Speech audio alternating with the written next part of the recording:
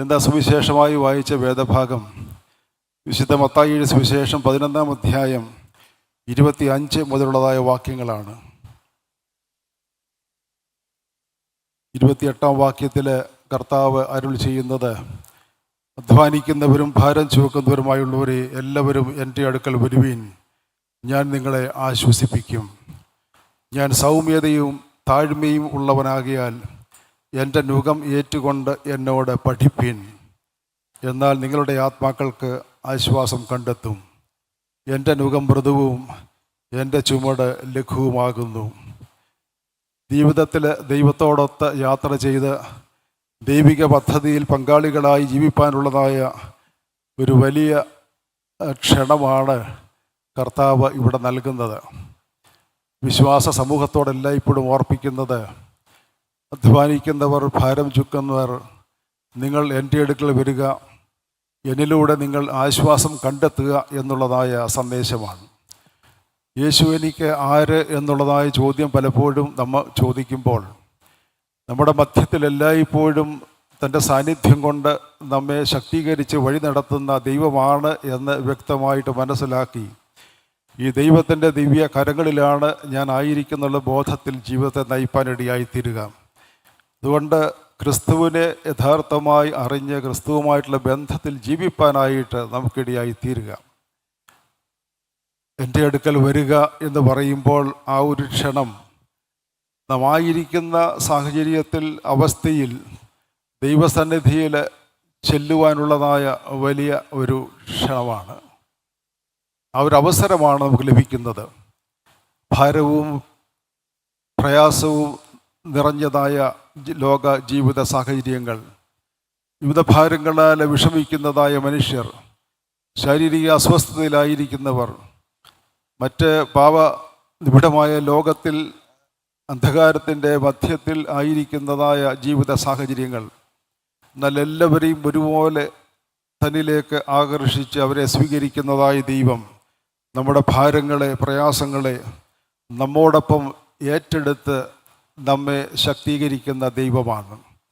ഇത് പലപ്പോഴും നാം ഓർക്കേണ്ടത്, sharing the pain and the suffering of humanity. ഇത് ക്രിസ്തുവിൻ്റെ ജീവിത ശൈലിയായിട്ട് നാം കാണുന്നുണ്ട്.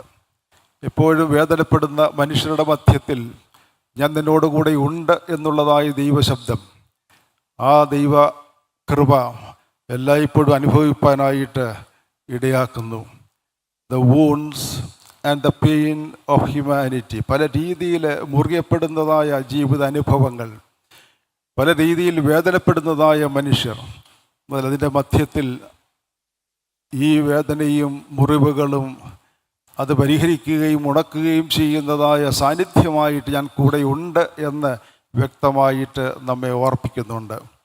ഈ കഴിഞ്ഞ ഒരു വർഷക്കാലം നമ്മുടെ ജീവിതയാത്രയിൽ ഒരുപാട് നന്മകൾ ഞാൻ അനുഭവിച്ചിട്ടുണ്ട്. അതോടൊപ്പം തന്നെ വേദനയുടെയും പ്രയാസത്തിൻ്റെയും അനുഭവങ്ങളും ധാരാളം ഉണ്ടായിട്ടുണ്ട്.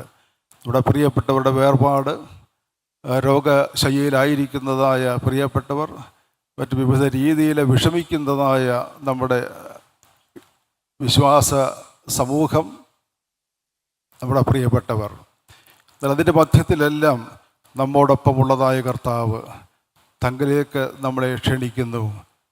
Come to me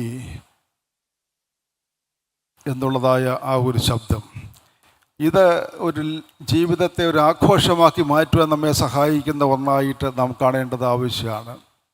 how to celebrate life എന്നുള്ളതായ ചോദ്യം പലപ്പോഴും നമ്മൾ ചോദിക്കും. പലപ്പോഴും ഈ സെലിബ്രേഷൻ എല്ലാം തന്നെ ഒരു തൽക്കാലത്തേക്കുള്ളതായ ഒരു സന്തോഷ സന്ദർഭമായിട്ട് നമ്മൾ കാണുന്നുണ്ട്. എന്നാൽ നിത്യമായ ജീവിതത്തിൻ്റെ അനുഭവത്തിൽ കർത്താവിനോടൊത്ത് എന്നും ഈ ആഘോഷത്തിൽ പങ്കുചേരുന്നതായ അനുഭവം ആവശ്യമാണ്. നമുക്ക് പുതിയ ജീവൻ നൽകുന്നതായ ദൈവ സാന്നിധ്യം എല്ലായ്പ്പോഴും നമ്മുടെ ജീവിതത്തെ ആഘോഷപൂർവ്വം നയിപ്പാൻ നമ്മെ സഹായിക്കുന്നതാണ്. അതുകൊണ്ട് നമുക്ക് ലഭിക്കുന്നതായ കോൺഫിഡൻസ് എന്താണ്? കർത്താവിനോടൊത്ത് യാത്ര ചെയ്ത് മുന്നോട്ട് പോകുവാൻ എനിക്ക് സാധിക്കുന്നുണ്ട്. ജീവിതത്തെ ആഘോഷമാക്കുവാൻ ആശ്വാസ വാക്കുകൾ സ്വീകരിച്ച് കർത്താവിനോടൊത്ത് ജീവിപ്പാനായിട്ട് നമുക്കിടയായിത്തീരുക. ഇത് ഇന്നിൻ്റെ ആവശ്യമാണ്. വ്യക്തികളായാലും കുടുംബങ്ങളായാലും ഒരു ജീവിതത്തെ ഒരു ആഘോഷമാക്കി മാറ്റി കർത്താവിനോടൊത്ത് അനുഗ്രഹകരമായി ജീവിപ്പാനിടയായിത്തീരുക. ഇത് ജീവിതത്തെ രൂപാന്തര അനുഭവത്തിലേക്ക് നയിക്കുന്ന ഒന്നാണ് എന്നും നാം മനസ്സിലാക്കേണ്ടത് ആവശ്യമാണ്. ഹൗ ടു ട്രാൻസ്ഫോം ലൈഫ് എന്നുള്ളതായ ചോദ്യം പലപ്പോഴും നമ്മുടെ മധ്യത്തിൽ വരുന്നുണ്ട്. ആയിരിക്കുന്ന അവസ്ഥയിൽ നിന്ന് ആയിരിക്കേണ്ട അവസ്ഥയിലേക്ക് നമ്മെ മാറ്റുന്നതായ ദൈവം, ആ ദൈവം എല്ലായ്പ്പോഴും നമ്മെ അതിശയകരമായി വഴി നടത്തുന്നു. ഒരു രൂപാന്തര അനുഭവത്തിൽ ജീവിതത്തെ മുന്നോട്ട് നയിപ്പാൻ, പുതിയ വർഷത്തേക്ക് പ്രവേശിക്കുമ്പോൾ ഈ ദൈവത്തോടൊത്ത് യാത്ര ചെയ്യുവാൻ നമുക്കിടയായി തീരണം. എൻ്റെ നുകം മൃദുവാണ്, എൻ്റെ ചുമട് ലഘുവാണ്. എന്നിലൂടെ സാധ്യമാകുന്നതായ ഈ ഒരു രൂപാന്തര അനുഭവം നമ്മുടെ ജീവിതയാത്രയെ സുഗമമാക്കുന്നു എന്ന് വ്യക്തമായിട്ട് മനസ്സിലാക്കണം. ആ ഒരു അനുഭവത്തിലേക്ക് മുന്നോട്ട് പോകുമ്പോൾ കർത്താവിനോടൊത്ത് യാത്ര ചെയ്ത് അനുഗ്രഹകരമായ ജീവിതം നയിപ്പാൻ നമുക്ക് സാധ്യമായി തീരും. ഓരോ വിശുദ്ധ കുർബാനയും ഒരു ആഘോഷമാണ്. നമുക്ക് വേണ്ടി തന്നെ അർപ്പിച്ചതായ യേശു ക്രിസ്തു ഇന്നും ജീവിക്കുന്നവനായി നമ്മുടെ മധ്യത്തിൽ ഉണ്ട് എന്ന് വ്യക്തമായിട്ട് ഓർക്കുകയും അത് മനസ്സിലാക്കി അതിൽ പങ്കുചേരുകയും ചെയ്യുന്ന ഒരു അനുഭവമാണ് വിശുദ്ധ കുർബാനയിലുള്ളതായ പങ്കാളിത്തം എന്ന് പറയുന്നത്. അതുകൊണ്ട് ക്രിസ്തു ഇന്നും ജീവിക്കുന്നു, ക്രിസ്തുവിൻ്റെ സാന്നിധ്യം എന്നോടുകൂടെ ഉണ്ട്. ഒരപ്പത്തിൻ്റെ അംശികളായിട്ട്, ഒരേ പാനപാത്രത്തിൽ നിന്ന് കുടിക്കുന്നവരായിട്ട് കർത്താവിനോടൊത്ത് അനുഗ്രഹകരമായി ജീവിപ്പാൻ ദൈവം നമ്മെ സഹായിക്കുന്നു. ഈ ഒരു വലിയ ആഘോഷം ഒരുമിച്ച് പങ്കിടുവാൻ നൽകുന്ന വലിയ അവസരമാണ് ഈ വിശുദ്ധ കുർബാന എന്ന് പറയുന്നത്. തൻ്റെ ശരീരം നമുക്ക് വേണ്ടി നുറുക്കി, രക്തം നമുക്ക് വേണ്ടി ചിന്തി നമ്മെ വീണ്ടെടുത്തിരിക്കുന്നു.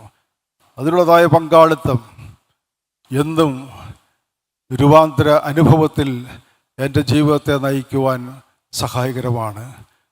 പുതിയ രൂപമായി, പുതിയ ഭാവമായി, കർത്താവിൻ്റെ സാക്ഷികളായി ഈ ലോകത്തിൽ ജ്യോതിസുകളായി ശോഭിപ്പാൻ ദൈവം നമ്മെ സഹായിക്കട്ടെ.